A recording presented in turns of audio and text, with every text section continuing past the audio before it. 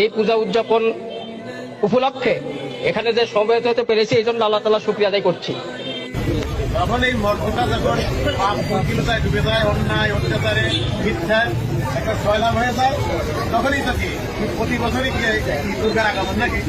আমি ভুল বললাম? আমরা একই মুদ্রার এপার এবং ওপার, এইটাই হলো একদিকে রোজা আরেকদিকে হলো পূজা। আপনাদের এই মন্দিরের পূজার জন্য আমি ছোট্ট একটু অনুদান দিয়ে দিতে চাই।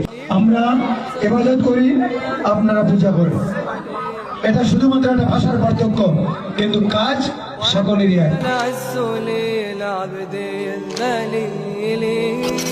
আবার দুর্গা পূজায় গিয়েও বলে এটা বাঙালি জাতির উৎসব। নওজুবিল্লাহ।